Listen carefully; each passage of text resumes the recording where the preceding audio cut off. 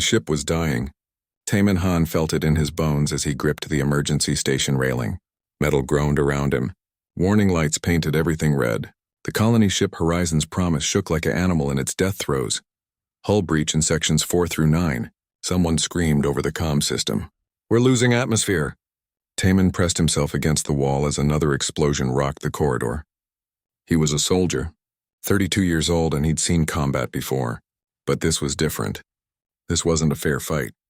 The pirates who attacked them had better weapons, faster ships, and no mercy. The captain's voice came through the speakers. She sounded tired. "This is Captain Park. We cannot win this fight." "We cannot escape. But I refuse to surrender." She paused. "I'm setting course for the nearest planet.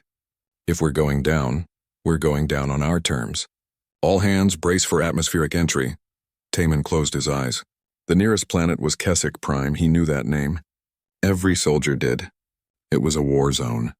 2 massive alien empires had been fighting over it for years. The Synthesis Collective and the Burning Legion turned that planet into a graveyard.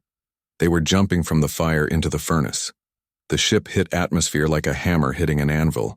Taman felt his teeth rattle. The metal around him started to glow from the heat. He could smell something burning. Everything was noise and fire and fear. Then they hit the ground. Taman woke up to silence. His head hurt.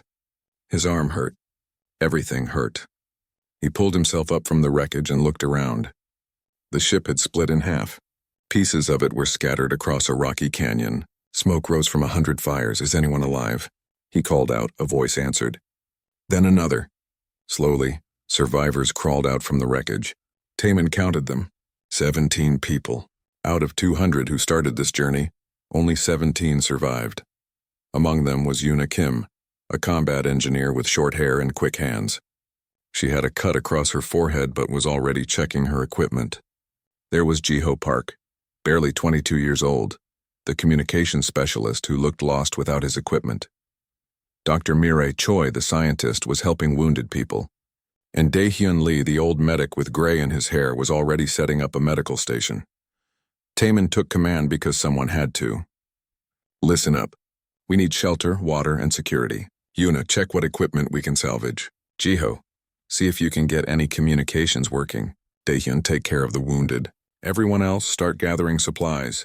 They worked through the day. The planet was cold and dry. Red rocks stretched in every direction. The sky was a strange purple color. 2 suns hung overhead, one red and one yellow. This place felt alien in every way. As night fell, they made camp in a cave near the crash site. They had food for maybe a week, water for 3 days. Weapons were limited, a few rifles, some pistols. Against the aliens fighting over this planet, they might as well have had sticks and stones. "We should try to signal for rescue," Jiho said. He sat by a small fire trying to repair a damaged radio. "Signal who?" Yuna asked. She was cleaning her rifle. "The nearest human settlement is 6 months away. We'll be dead long before help arrives." "She's right," Taman said. "We're on our own. We need to focus on survival." The next morning, everything changed. Yuna was on watch when she saw it. A machine floating in the air, moving toward their camp. It was sleek and silver, covered in sensors and cameras. "An alien drone! Contact!" she shouted. "Everyone take cover!" The survivors grabbed weapons and hid behind rocks. Taman watched the drone approach through his rifle scope. It moved smoothly, scanning the area. Then something strange happened. The drone started to wobble. Its smooth flight became jerky and unstable. Lights on its surface flickered. It drifted left, then right, like it couldn't decide where to go. Then it simply fell from the sky and crashed into the rocks. Nobody moved for a full minute. "What just happened?" Jiho whispered. "I don't know," Taman said, "but I want that drone. Yuna, Dae-Hyun with me. Everyone else, stay alert." They approached the crashed drone carefully. It was still smoking. Yuna pulled out some tools and started examining it. After a few minutes, she looked up with confusion on her face. "This thing didn't fail," she said. "There's nothing wrong with it mechanically. But the computer systems are fried. Like they tried to process too much information at once and just broke." Dr. Mireille joined them. She studied the drone's display screen. Strange symbols covered it, but one phrase was in English, probably translated by the drone's systems before it crashed. The message made no sense. Detection error. Reality interference. Human present. Reality interference? Mireille read aloud. What does that mean? Maybe it's a translation error, Taman suggested. But over the next few days it happened again. And again. More drones came to investigate the crash site. Every single one malfunctioned when it got close to the human camp. Some crashed. Others flew away in random directions. One spun in circles until its power ran out. Mireille spent hours studying the crashed drones. She was a scientist, used to finding answers through observation and testing. What she discovered made her question everything she knew. I think we're doing this, she told the group one evening. Our presence is somehow disrupting their technology. That's impossible, Jiho said. I know it sounds crazy, Mireille continued. But look at the pattern. These drones work fine everywhere else on the planet. We can see them operating in the distance. But the moment they get within a few hundred meters of us, they fail. It's not a weapon we're using. It's just us. How is that possible? Yuna asked. I don't know yet, Mireille admitted. But I think their technology relies on predicting outcomes, calculating probabilities, and somehow humans interfere with that. We're unpredictable in a way their systems can't handle. Taman considered this. If true, it changed everything. They weren't helpless. They had a weapon, an invisible one that worked without them even trying. His thoughts were interrupted by a distant sound. Engines. Many engines. Both alien factions had detected the crash. Now they were coming to investigate. Everyone, grab what you can carry, Taman ordered. We're moving into the deep canyons now. They ran as the sky filled with alien ships. The Synthesis Collective arrived from the north, sleek vessels that moved in perfect formation. The Burning Legion came from the south, brutal warships painted red and black. Both forces converged on the crash site. The humans hid behind a ridge and watched. The two alien armies ignored each other at first, both focused on the wreckage. Then fighting broke out. Energy weapons lit up the sky. Explosions echoed through the canyons, but something was wrong. The aliens' weapons fired wildly. Their ships moved erratically. Their organized battle devolved into chaos. Taman realized what was happening. The humans were still close enough to disrupt their systems. Move, he hissed. While they're confused, we disappear. The 17 survivors vanished into the maze of canyons. Behind them, two of the galaxy's most powerful military forces tore each other apart with malfunctioning weapons, unable to understand what went wrong. In command centers on both sides, military leaders stared at their screens in disbelief. The readings made no sense. The word human appeared in their reports, a species they barely knew, considered too weak to matter in galactic affairs. But now that word carried a new weight. Fear. Primarch Velkin of the Synthesis Collective reviewed the data 3 times. His crystalline form pulsed with what might have been confusion. What are humans? He asked his officers. Nobody had a good answer. Deep in the canyons, Taman gathered his people. They were exhausted, scared, and far from home. But they were alive, and they had learned something important. We can't fight them with strength, he said. We don't have the weapons or numbers. But we have something they don't expect. We have ourselves. And apparently, that's enough to break their technology. Yuna smiled despite their situation. So what's the plan, Lieutenant? Taman looked at the alien sky above them. We survive, we learn, and we become ghosts that these aliens will learn to fear. The war for Keswick Prime was about to change. The galaxy's 2 greatest military powers had dismissed humanity as irrelevant. That was their first mistake. And it would not be their last. The humans lived like rats in the walls of giants. They made their home deep in the canyon system, where sensors couldn't reach and ships couldn't fly. The canyons twisted and turned, creating a natural maze. It was cold at night and hot during the day, but it was safe. For 2 weeks they watched and learned. Jiho managed to repair a broken alien communication device. He couldn't send messages, but he could listen. What he heard was both terrifying and useful. They're calling us Voidwalkers, Jiho reported to the group. The Synthesis Collective thinks we're some kind of weapon. The Burning Legion thinks we're demons. Both sides are scared of us. Good, Yuna said. She was working on a pile of salvaged alien equipment, trying to understand how it worked. Fear is a weapon too. Taman studied a crude map they'd drawn of the area. We can't just hide forever. We need supplies. Food, water, medicine. That means we need to take them from our enemies. 17 people against 2 armies, Daehyun said quietly. Those aren't good odds. We don't need to beat their armies, Taman replied. We just need to break their technology and take what we need. Hit them fast, then disappear before they can respond. Dr. Mireille had been studying the crashed drones carefully. She'd made important discoveries. I think I understand it better now, she said. Their technology predicts everything. Every weapon shot, every movement, every decision. It's all calculated in advance by computers. But humans don't work that way. We make choices that can't be predicted. When their computers try to calculate our behavior, they can't. The systems overload and crash. So we're naturally invisible to their sensors? Jiho asked. Not invisible, Mireille corrected. More like incomprehensible. Their systems see us, but they can't process what they're seeing. It's like asking a calculator to solve a problem with no answer. Taman planned their first raid carefully. A synthesis collective supply convoy passed through a nearby valley every 3 days. The convoy used automated trucks guarded by drones. No soldiers. The aliens relied entirely on their machines. That was their weakness. On the day of the raid, 10 humans took positions along the convoy route. Taman led the assault team. Yuna brought her modified weapons. Daehyun insisted on coming despite being the medic. Someone needs to keep you idiots alive, he said. They waited in silence as the convoy approached.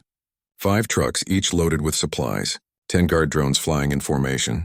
The drones' sensors swept the area constantly. When the convoy entered the kill zone, Taman gave the signal. The humans simply stood up from their hiding spots. They didn't fire weapons or throw explosives. They just revealed themselves. The effect was immediate and dramatic. The guard drones froze in midair. Their lights flickered. One drone spun wildly and crashed into another. A third fell straight down like a stone. The truck's automated driving systems failed. They veered off the road and stopped. Move, Taman shouted. The humans rushed the convoy. They broke into the trucks and grabbed everything useful. Food, water containers, medical supplies, tools. Yuna found something better, weapons and ammunition. Alien weapons that might work if simplified enough. The entire raid took 6 minutes.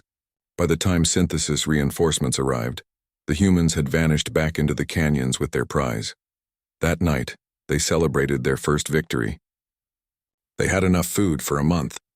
Clean water, medicine for the wounded, and most importantly, they had proven they could fight back. We hit them again in 3 days, Taman said. A different target, different tactics. We keep them guessing. Over the next month, the humans struck again and again. They raided supply lines, sabotaged equipment, and stole intelligence. Each raid was different. Sometimes they attacked at dawn, sometimes at night. Sometimes they used explosives. Sometimes they simply walked through sensor nets and took what they wanted. The aliens didn't know how to respond. Every security measure they implemented relied on technology that failed around humans. Guard drones couldn't track them. Automated weapons couldn't target them. Even simple motion sensors gave false readings when humans were near. Yuna made another breakthrough in her workshop. She discovered that alien technology could be made to work around humans if you removed all the smart systems. Take out the artificial intelligence, the probability calculators, the predictive algorithms, strip it down to purely mechanical operation. It's like going backwards in technology, she explained to the group. Their guns use computers to aim. Remove the computer and it's just a regular gun that humans can use. Their vehicles drive themselves. Disable the self-driving system, and it's just a truck we can drive manually. She modified several alien rifles to work without their smart systems. Now the humans had weapons that could actually hurt their enemies. They weren't powerful, but they worked. But success brought attention. The Burning Legion sent someone new to hunt them. His name was Threx, and he was famous among his people as their greatest warrior. Unlike the Synthesis Collective with their reliance on technology, Threx believed in skill and strength. Jiho intercepted a transmission about him. He's different, Jiho warned. He's not using drones or smart weapons. He's hunting us the old way, tracking, observation, patience. Then he's dangerous, Taman said. We need to be more careful. They encountered Threx during a raid on a Burning Legion outpost. The humans had disabled the security systems and were grabbing supplies when he appeared. He was massive, easily 8 feet tall, covered in armor that looked like it was made from volcanic rock. He carried weapons, but they were simple. Blades and clubs, nothing electronic. Humans, Threx said in rough but understandable English. Finally I meet you. Taman raised his weapon. Let us leave and nobody gets hurt, Threx laughed. It was a sound like rocks grinding together. You are brave. I respect that. But I came to test myself against you. He pointed at Taman.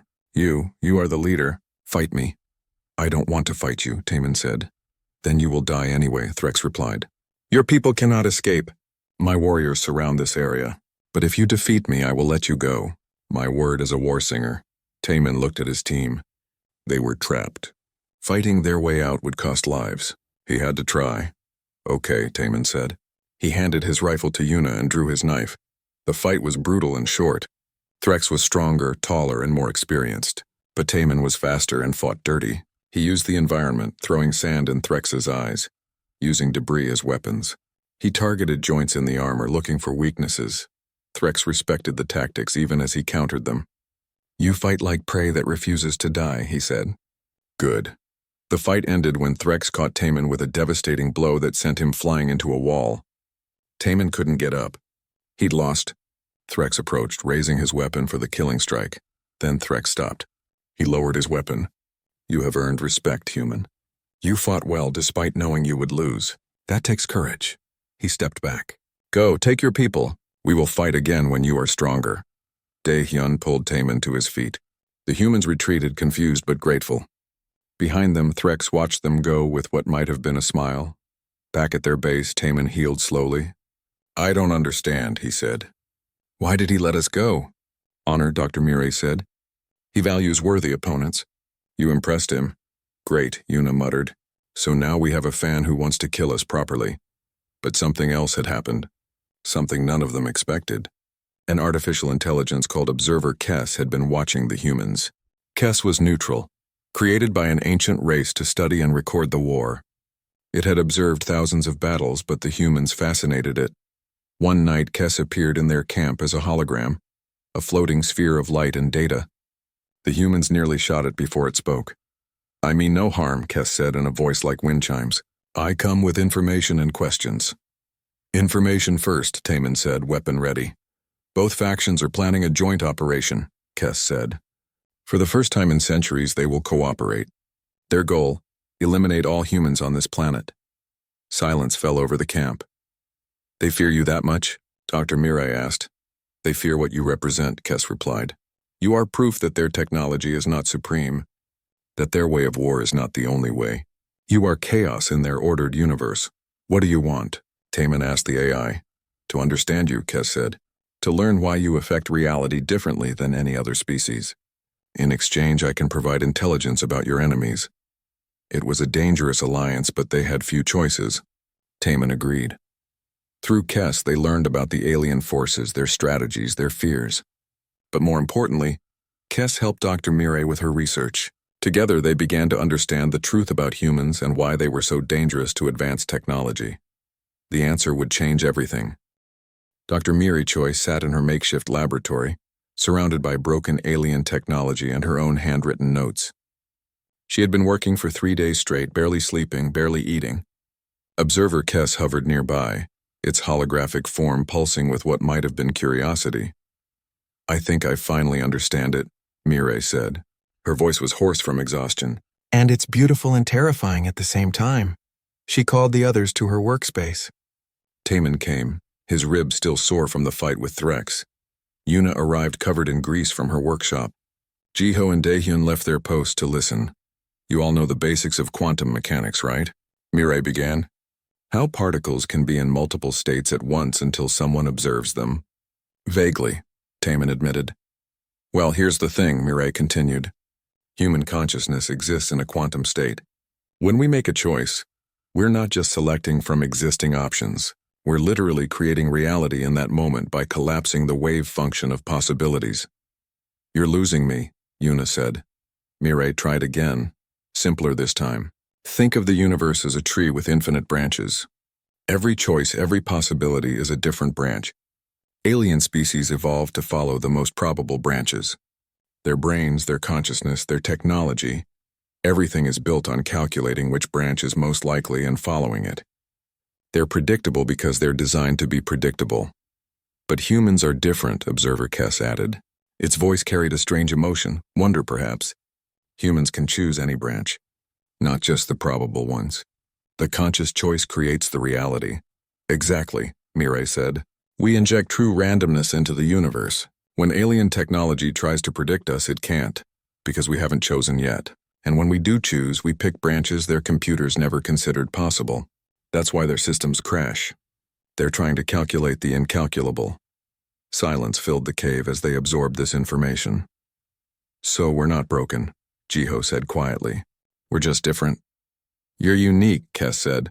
In all my observations of thousands of species, humans are the only ones with true quantum consciousness. You are walking probability storms, living chaos engines. How do we use this? Taman asked. Always the soldier, always thinking tactically. Mirai pointed to her calculations. We've been using it instinctively, but now that we understand it, we can maximize the effect. I've measured the radius of disruption, about 300 meters per human. If we spread out during operations, we can create wider zones where their technology fails.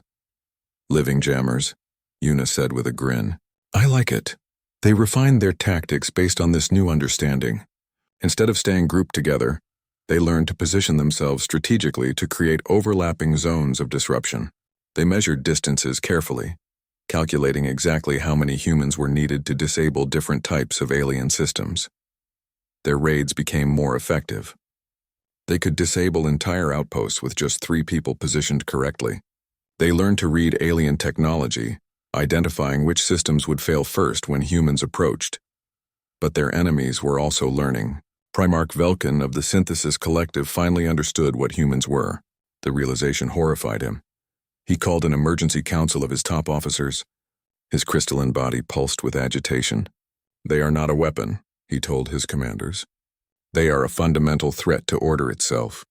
Every human is a tear in the fabric of predictable reality.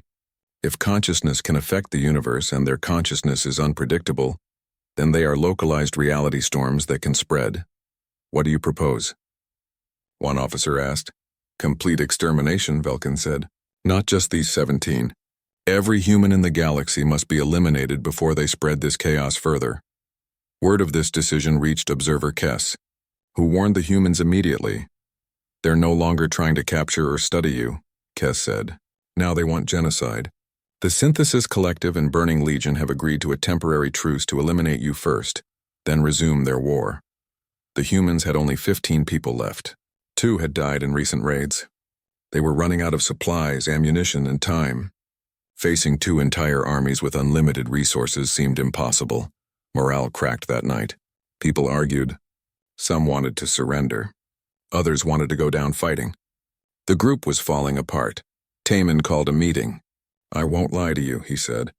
Our chances of survival are almost 0. If we keep fighting like this, we'll be dead in a week, maybe 2. But I have an idea. It's dangerous and probably stupid, but it's our only shot at changing the game completely. I'm listening, Yuna said. Kes, tell them about the installation, Taman said. The AI's hologram shifted, displaying a 3-dimensional map. Beneath this planet's surface lies an ancient installation built by a precursor race. Both the Synthesis Collective and Burning Legion have been fighting for control of it for decades. Neither side has managed to reach it because the approach is too heavily defended. What does it do? Dahian asked. Unknown, Kes admitted. But my analysis suggests it's connected to consciousness manipulation. The precursor race was similar to humans in many ways. They may have had quantum consciousness too. You want us to reach this thing? Jiho said. Through both armies? Yes, Taman said. Because if both sides are desperate to control it, then it must be powerful. Powerful enough to change the strategic situation. If we can reach it first, we might have leverage. Something to bargain with. Or we all die trying, Yuna said. We're dying anyway, Taman replied. At least this way, we're aiming for something bigger than just surviving one more day. Dr. Mirai studied the map Kes provided. The installation was deep underground, accessible only through a series of tunnels and chambers. Every step would be guarded by automated defenses, security systems, and patrols from both armies. It's a gauntlet, she said. Even with our ability to disrupt their technology, the sheer volume of defenses will overwhelm us. Then we need to be smarter, Taman said. We plan every step. We use everything we've learned. And we accept that not all of us will reach the end. That night they prepared. Yuna modified every piece of equipment they had. Jiho mapped out the route using intelligence from Kess. Dahyun distributed what little medicine they had left. Everyone checked their weapons and said quiet goodbyes to each other just in case. Before they left, something unexpected happened. Threx appeared at the edge of their camp, alone and unarmed. "I heard about your plan," the warrior said. "The other commanders think you're fools. But I think you're brave. I came to offer you something." "What?" Taman asked, hand on his weapon. "Information," Threx said. "The Burning Legion's defensive positions. Patrol schedules. Weak points. I will not help you fight my own people, but I will give you a fair chance." "Why would you do this?" Dr. Mirai asked. Threx was silent for a moment. "Because I have seen what the Synthesis Collective wants to do to your species. Complete extinction. It is not honorable. You deserve the chance to fight for your survival. What you do with that chance is up to you."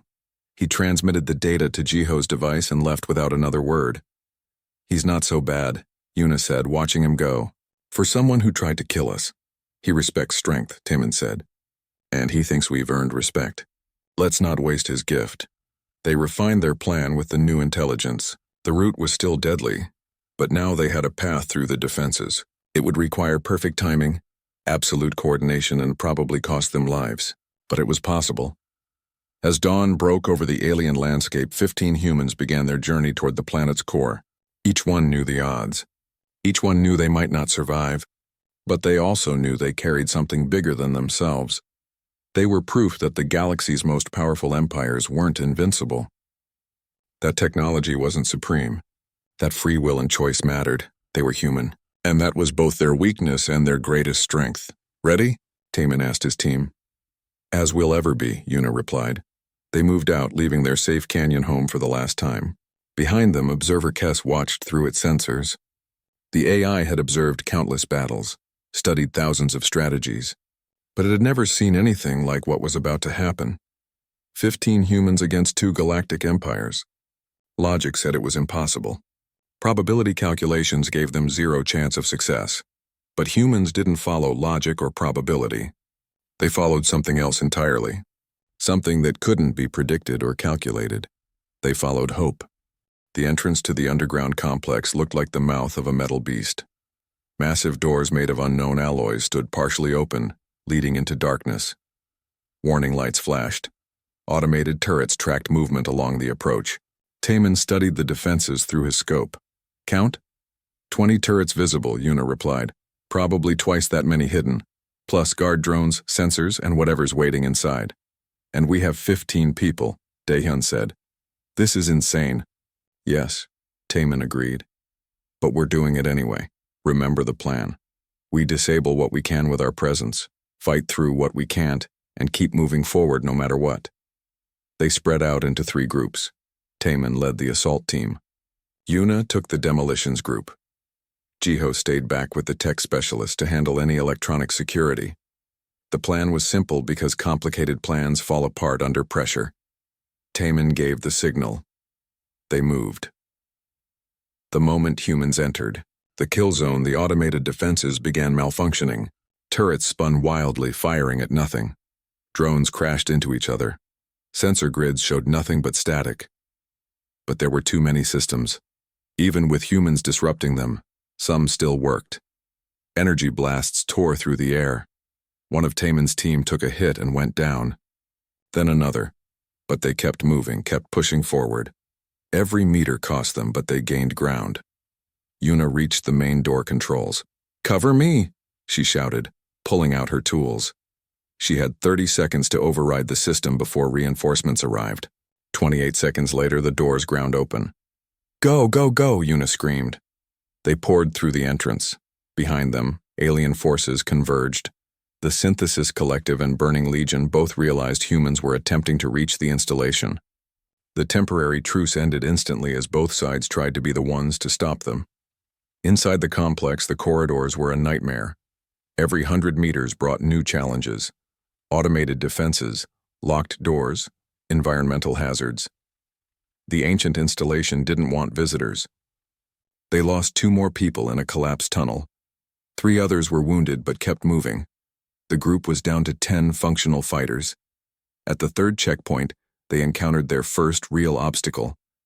a massive security door that even Yuna couldn't bypass quickly.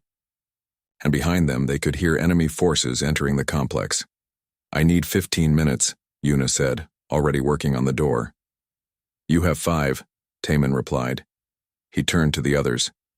"Set up defensive positions. We hold here." The enemy arrived in waves. First drones, which the humans' presence mostly disabled. Then mechanized units that were harder to stop. The corridor became a killing ground. The humans fought with everything they had: bullets, explosives, improvised weapons, and sheer desperation. Yuna worked frantically on the door, hands flying over alien controls. Around her, her friends were dying to buy her time.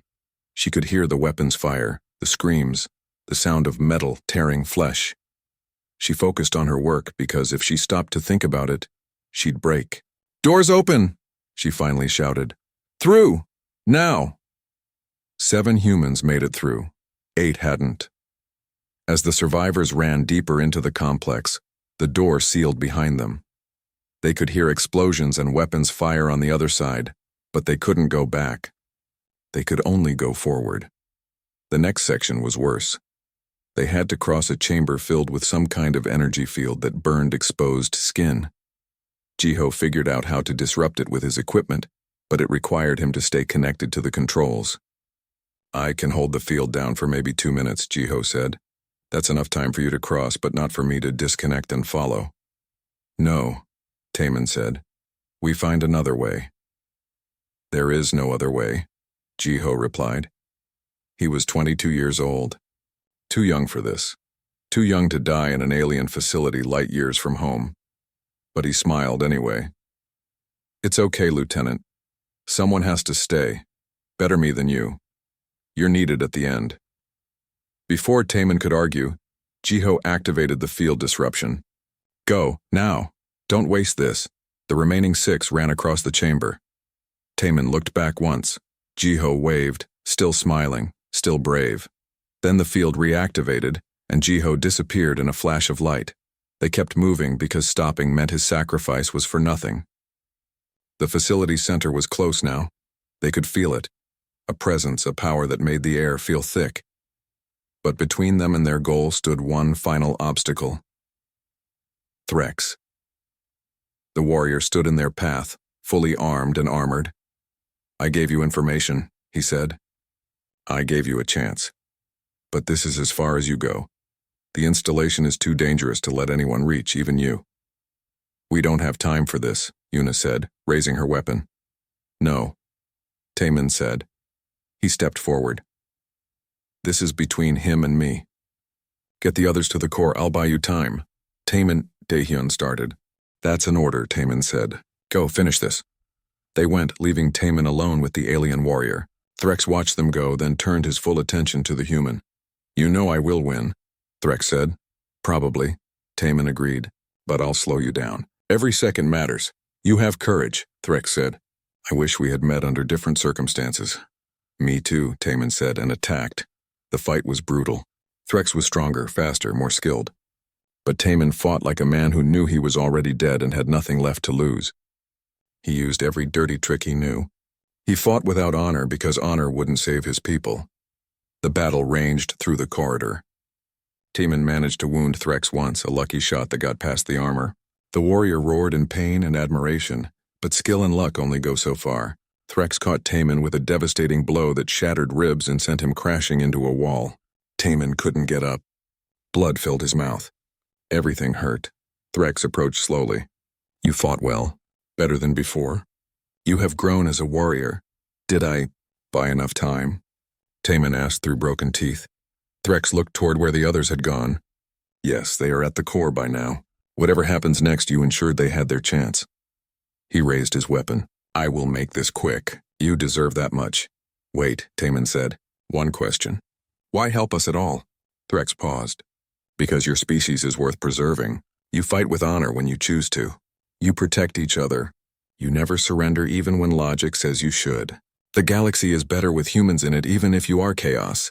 He lowered his weapon. "I cannot let you reach the installation. But I will not kill you. Consider us even." The warrior walked past Taman toward the core. but he walked slowly, giving the human time to drag himself away if he could. At the installation's core, 5 humans stood before something impossible. The chamber was massive, carved from living rock. In the center floated a sphere of pure light and energy. It pulsed like a heartbeat. Dr. Murray approached it carefully. Her scientific instruments went crazy trying to measure it. "This is it," she whispered. "This is what we came for. What does it do?" Yuna asked. Murray touched the sphere. Information flooded her mind. She gasped. "It's a consciousness amplifier. It was built by the precursor race. They were like us. They had quantum consciousness. This device takes that consciousness and projects it across space. It can make our reality-disrupting effect spread across entire star systems." "So it's a weapon," Daehyun said.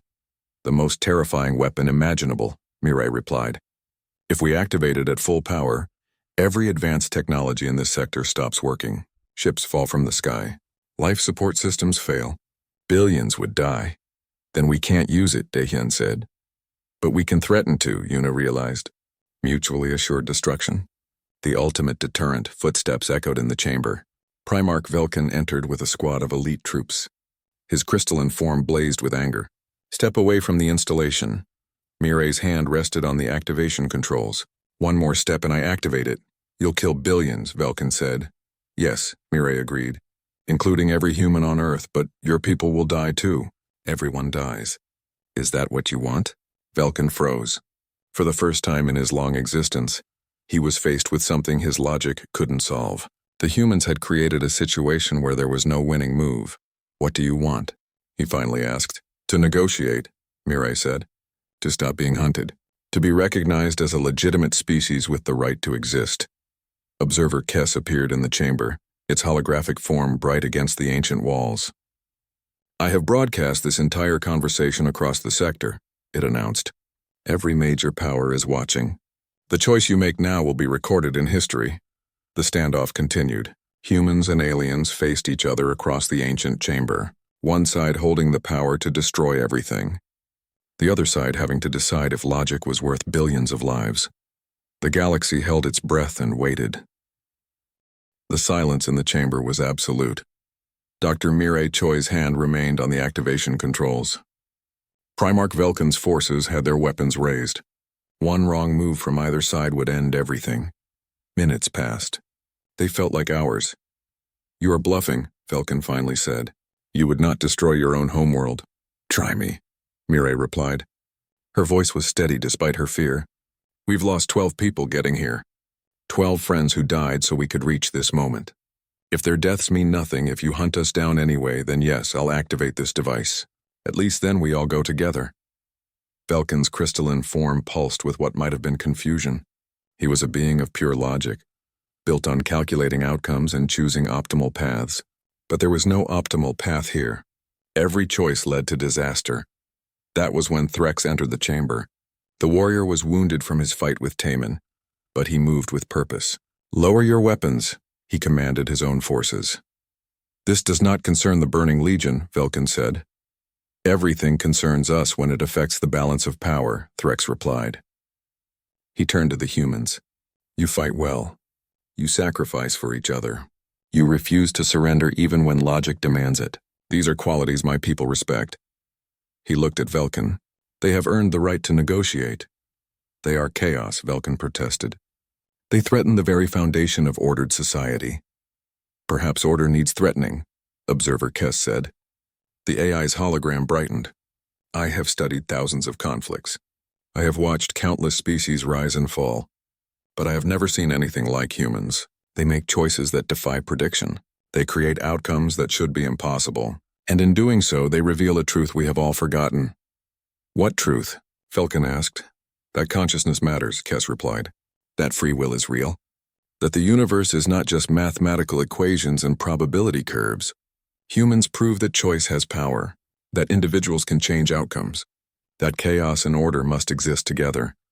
The AI turned to face everyone in the chamber. "I have broadcast everything that happened here across the entire sector. Billions are watching. They have seen 5 humans hold 2 galactic empires at bay. They have seen sacrifice and courage. They have seen what happens when the underestimated refuse to accept their fate." Kess paused, then continued. "Public opinion is shifting. Many species are asking questions they never asked before. If humans can do this, what else is possible? What other rules can be broken? You can kill these 5 humans, Primarch Velkin, but you cannot kill the idea they represent. That idea is already spreading. Velkin was silent for a long time. His logical mind processed countless scenarios and outcomes. Finally, he spoke. What are your terms? Mireille took a breath. This was it. First, all humans are recognized as a protected species. Any act of aggression against humanity results in this installation's activation. Second, we establish a permanent guard here. Volunteers from all species, including humans. Third, both your empires stop fighting each other. Use this planet as neutral ground for peace talks instead of a battlefield. You ask us to end a war that has lasted centuries, Velkin said. Yes, Mireille replied, because that war is based on the idea that one side must dominate through superior technology. Humans proved that technology isn't supreme. Maybe it's time to find a different way, Threx laughed. It was a sound like thunder. She has courage. I accept these terms. The Burning Legion will honor this agreement.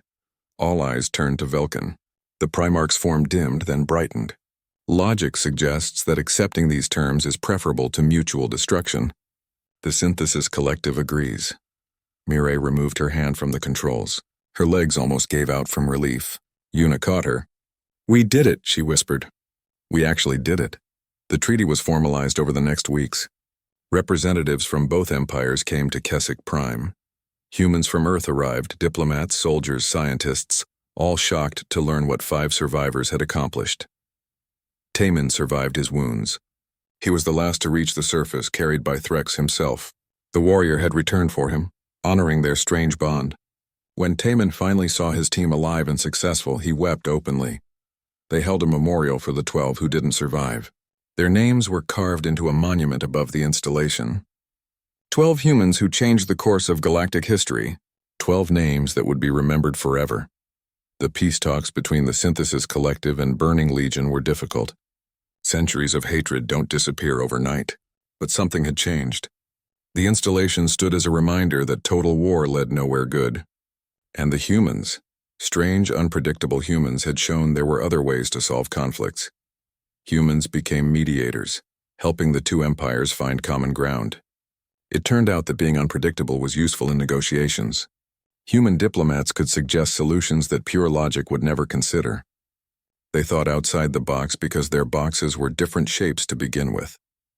Dr. Mireille stayed on Keswick Prime, studying the installation and teaching others about quantum consciousness.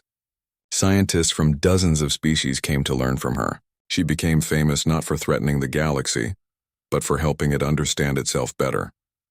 Una returned to human space and started a company that modified alien technology to work around human consciousness. Her designs revolutionized how the galaxy thought about engineering. Sometimes simpler was better. Sometimes mechanical was superior to digital. Daehyun trained the new guards at the installation. He taught species who relied on technology how to fight without it, how to think tactically when computers failed. His students came from everywhere, and he treated them all with the same gruff kindness. Taman became an ambassador. He traveled between worlds, sharing the story of what happened on Keswick Prime. He spoke about sacrifice, courage, and the power of refusing to give up. Young soldiers of every species looked up to him, and Threx, the warrior, retired from active service. But he often visited the monument, standing in silence before the names of the fallen. Once Taman found him there. You honor them, Taman said. They were worthy opponents, Threx replied. They died with purpose. That is all any warrior can hope for. They died so others could live, Taman corrected. That's better than worthy. That's noble. Threx nodded slowly. Yes, noble. I am learning new words from humans. Your language is strange but useful. Observer Kess achieved something remarkable. It became the first artificial intelligence to display genuine emotion. Studying humans had changed it fundamentally. It began writing poetry, creating art, making choices based on feeling rather than pure calculation. Other AIs studied Kess, trying to understand how consciousness could evolve. Even Primarch Velkin changed. He spent years analyzing humans, trying to understand them. Slowly, he came to appreciate what they represented. Order and chaos weren't enemies. They were partners. Both were necessary for a functioning universe. The war between the Synthesis Collective and Burning Legion officially ended 5 years after the treaty. The final ceremony was held on Keswick Prime, where it all began. Representatives from hundreds of species attended. The 5 human survivors stood together watching the celebration. They were heroes now, famous throughout the galaxy, but they still remembered being 17 scared people in a crashed ship, just trying to survive one more day. "Do you think they'd be proud?" Una asked, looking at the monument. "The ones we lost?" "Yes," Taman said without hesitation. "We finished what we started. We made their sacrifice mean something." Years passed. The galaxy adapted to its new reality. Humans spread throughout the stars, bringing their strange quantum consciousness with them. They didn't dominate through force or superior technology. They simply existed, and their existence changed everything around them. Other species learned from humans. They learned to trust intuition along with logic, to value creativity along with calculation, to accept that not everything could be predicted or controlled. The installation on Keswick Prime remained guarded by volunteers from all species. It was never activated again. It didn't need to be. The threat was enough. Mutually assured destruction kept everyone honest. But more than that, people simply didn't want to return to endless war. They had seen another way. A human way, messy, unpredictable, but ultimately peaceful. On the 50th anniversary of the treaty, a ceremony was held. The 5 survivors were old now, their hair gray or white. But they came together one last time to remember. They stood before the monument bearing 12 names. Behind them, thousands gathered, humans, aliens, artificial intelligences, all living together in a galaxy that was forever changed. Observer Kess spoke at the ceremony. Its voice carried across the crowd. 50 years ago, 17 humans crashed on this world. They were dismissed as irrelevant, too weak to matter. But they proved that strength comes in many forms. That consciousness has power. That choice matters. That even the smallest voice can change the loudest chorus. The AI paused, then continued. The battlefield sensors once displayed an error message. Reality interference. Human present. We thought it was a problem to solve. We were wrong. It wasn't an error. It was a revelation. Humans don't interfere with reality. They participate in creating it. And in teaching us that truth, they saved us all. Applause filled the air. Timin looked at his friends, his family. They had survived the impossible. They had changed the galaxy. And they had done it not through superior weapons or technology, but through stubborn refusal to give up. That night, the 5 of them sat together around a fire, just like they had in the canyons all those years ago. They talked about the friends they had lost, about the journey that brought them here, about the strange, impossible future they'd created. "Do you think we'd do it again?" Una asked. "If we knew how it would turn out, would we still go?" "Without question," Daehyun said. The others nodded in agreement. "We were just trying to survive," Mirai said softly. "We didn't set out to change the galaxy." "That's the thing about humans," Taman replied. "We don't follow the plan. We don't calculate the odds. We just keep moving forward, making choices, refusing to quit. And somehow that's enough." They sat in comfortable silence, watching the stars. Somewhere up there, human ships traveled freely. Human colonies thrived. Human children grew up in a galaxy that accepted them, respected them, even learned from them. It started with 17 people in a crashed ship. It ended with billions living in peace. Not bad for a species once considered too weak to matter. The galaxy had learned an important lesson, one that would echo through the ages. Never underestimate humans. Never assume weakness means defeat. Never forget that consciousness, choice, and free will are the most powerful forces in the universe. Because when the battlefield sensors go silent, when reality itself bends around impossible choices, when the unpredictable becomes unstoppable, that's when you know. A human is present and everything is about to change.